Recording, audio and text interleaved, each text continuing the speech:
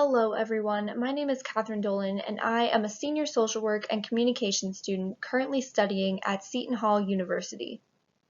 Prejudice and discriminatory practices with roots as deep as the country's inception have marginalized minority groups for too long.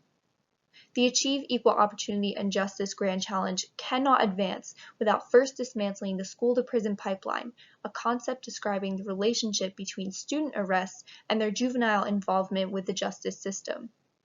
The pipeline is becoming less covert now, as schools with police presence have reported 3.5 times as many arrests for unwanted behaviors as schools without police officers. Now, when social workers help clients who exhibit unwanted behaviors, they typically take a holistic approach, searching for potential environmental factors and explanations as to why those behaviors exist. Officers and administrators in schools typically lack that social work training, so rather than trying to identify and respond to root causes of problematic behavior in schools, students are more frequently referred to law enforcement for both major and minor infractions. Automatic referral to law enforcement demonstrates a reactionary approach to discipline rather than a preventative one. The presence of zero-tolerance policies, a get-tough mentality, and the presence of law enforcement in schools have each contributed to more interactions between K-12 students and the justice system. States have begun to address the pipeline with legislation establishing training for resource officers, as well as limitations on the ages for which suspensions from school can apply.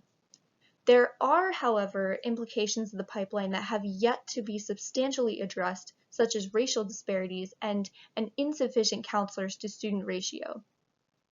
Black students are significantly more likely to be arrested in schools when compared to their white peers. Given disturbing acts of police brutality, police presence in schools is not always associated with a sense of safety, comfort, security. A police officer in school can represent a much different role than a security guard. Rather, that officer can be viewed as a symbol of the systemic racism that oppresses minorities, a symbol of unfair treatment. With the United States being considered high context in its culture, the diction that teachers and administrators use must be chosen carefully when addressing students who exhibit problematic behavior. It's essential for multiculturalism and classroom management lessons to be integrated into educator and administrator training to promote efficient communication with students of all backgrounds. Rather than wait for problematic behavior to arise, administrators and counselors should seek preventative measures by addressing students' biopsychosocial needs. By ensuring the well-being of students first, the need for disciplinary action decreases. Listening, seeking understanding, and collaborating with students to reach solutions are effective methods to address problematic behavior. There is a need for an increase in school social workers, a need for restorative legislation, and a need for social work perspectives to be included in school officer training.